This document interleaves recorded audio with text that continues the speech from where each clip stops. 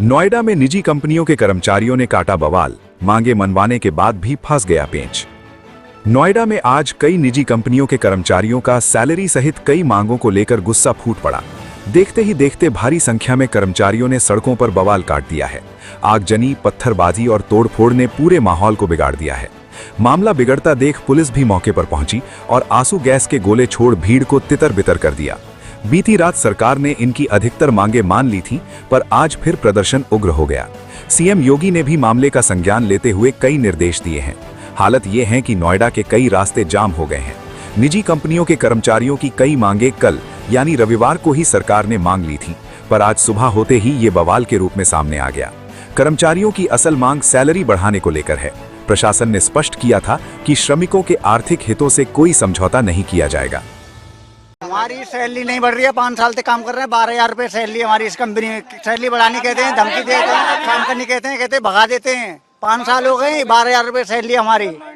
Over time 30 दिन से divide करते हैं, जबकि 26 दिन से होना चाहिए। और डबल मिलना चाहिए, डबल कुछ भी नहीं दे और डबल ओटी मिलना चाहिए। डबल 780 रुपए पर डे मिलना चाहिए। हम टीवी बनती है, बेस्ट पे कंपनी है। इसमें 5 साल हो गई, 12,000 सैलरी सबकी, कोई सुनवाई नहीं होती किसी की भी। सब सिंगल ओवर टाइम मिलता है, 40 रुपए घंटा, 30 रुपए घंटा। 12 घंटे काम देते हैं खड़े खड़े। बेस्ट पे कंपनी। इसमें टीवी बनती है और प्रोसेस भाई खड़े होके काम है। गुरुजी बंदे इतने दुखी हो रहे हैं, 5-5, 6-6 साल होगी, सैलरी 12-12 हजार है। अगर कुछ बढ़ाने की बोले तो एक बंदे को टारगेट के उसे बाहर कर दिया जाता है, किसी की यहाँ सुनते ना है। और ऐसा होना नहीं चाहिए। सबकी सैलरी अगर कुशल है तो उसकी सैलरी 25,000 हो, और अकुशल है तो उसकी सैलरी 20,000 हो, और 26 से डिवाइड होनी चाहिए। 11,000 12,000 का जो सैलरी आती है, जो मार्केट में हम लोग सामान खरीदने जाते हैं, क्या अलग अलग रेट होता है?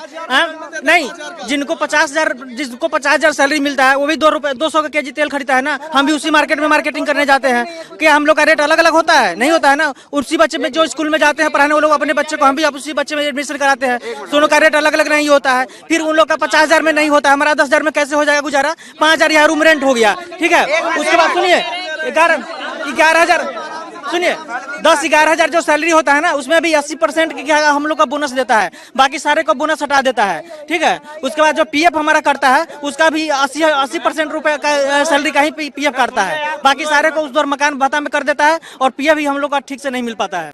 Bureau report, team crime focus news.